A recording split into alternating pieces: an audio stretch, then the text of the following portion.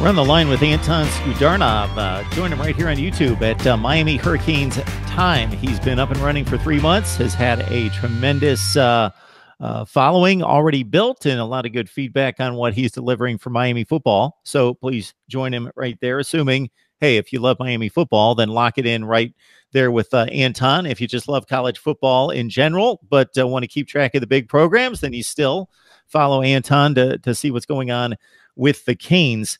So I'm going to ask you the question, Anton, and then I'm going to give you a condition based on my perspective. Okay. The question is Miami an elite program?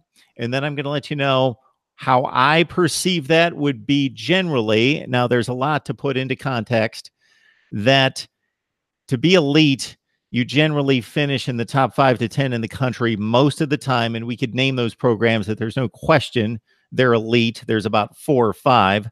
And then you've got some other considerations to make, like with a USC, who's not been hitting that mark for about 10 years, and some other ones like that. So your call on Miami. Yeah, well, when I hear the word elite program, I would answer it. I'm going to try to answer it from a recruit standpoint. So you're an 18, 19-year-old and you're like, I want to go to the best elites program, right, to help my career.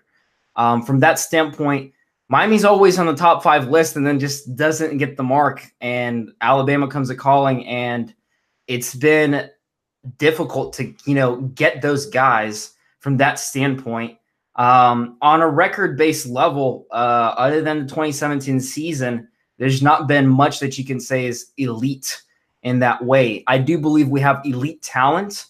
And as of this year, I think we have an elite coaching staff. I think last year we had a good coaching staff on some parts, but it wasn't an elite one. And this one seems very elite to me.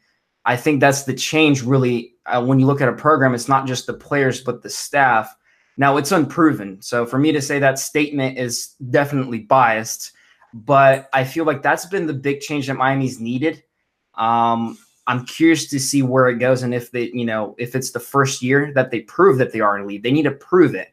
You have the elite talent. You have the elite facility now with the indoor practice facility, and the renewed workout room, the Rock putting that in, and the Hard Rock Stadium getting its upgrades. It's been on the rise.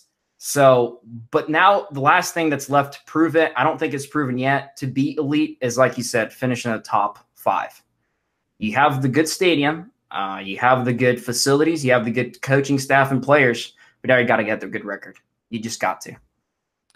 So based on that situation, the one drawback at this point in regards to Manny Diaz's first year would be just that. Any coach has a transition phase. Now, some of them complete those rather quickly and successfully, and you don't miss a beat, and they're able to take over programs and perform just as well as the previous coach. Or if they're taking over a situation many times, of course, where there needs to be an upgrade, you see that immediately. Other coaches, and it's understandable that you see the need because of systems and terminology and culture changes that need to be implemented, that you see the big win total jump 2 to 3 years down the road. That taken into consideration, I don't think there's any question. There is no question. Miami's got the best talent in the division.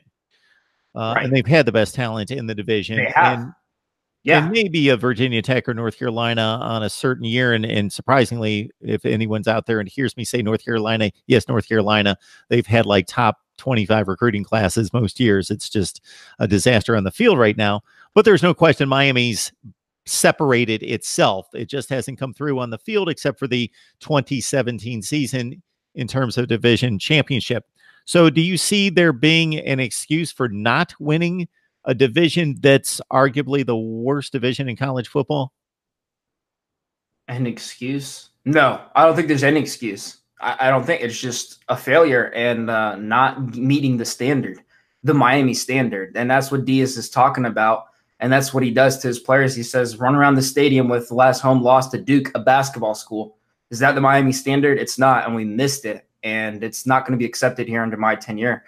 And so in the past decade, with Randy Shannon, Golden, and Richt, I think Rick had the best sense of what the Miami standard was and knew and pushed it to that elite level and knew the elements that were missing. And he kind of got it, although through the cardiac canes in 17, it felt like it, but the game passed them by, as we saw in the last season. So I don't think there's any excuse, though. None at all. There's no excuse for Miami losing to Duke. No excuse for us having a competitive game against Syracuse, although they're getting on the rise, with Dino over there. Or Virginia. There's just no excuse. It's the talent level is always going to be so drastically different. I don't think there's any excuses. You should not be number one in your division, it being so weak as it is now. No excuses. So what's the expectation this year for you? My expectation is 10 wins, and that's keeping the bowl game in there too. So that's an extra game there. 10 wins is my expectation. I think if you miss that with the hype, with the transfers, with the coaching changes and culture changes, I think it'll be a letdown if it's less. So, if you have an 8-5 season and you win the bowl game 9-5, it's going to be a letdown. If you win 9 games and win the bowl game 10, it's going to be like, that's a solid first year of Manny Diaz. You're on the right track. We are making a step forward. Next year with a better bulked up recruiting class, we might be able to, make a solid statement, because I don't think the depth is there everywhere where it needs to be. And to get to that level, I don't think you can flip a switch there. But it's college football, so it's not that it's impossible for Miami to win out. It's just every single game is a football game, and Miami has enough talent to win it as close as it can be. But I think an expectation of 10 wins with a bowl game is my expectation. I think if it's less, I think Diaz's hype was not met. Anton, I enjoyed the conversation. Would encourage anyone to jump on over to Anton's YouTube channel, Miami Hurricanes Time. Appreciate the conversation. Had a good time, a great insight. Wish you all the best with your channel, and hopefully we can talk sometime soon. Definitely. I appreciate the opportunity, man.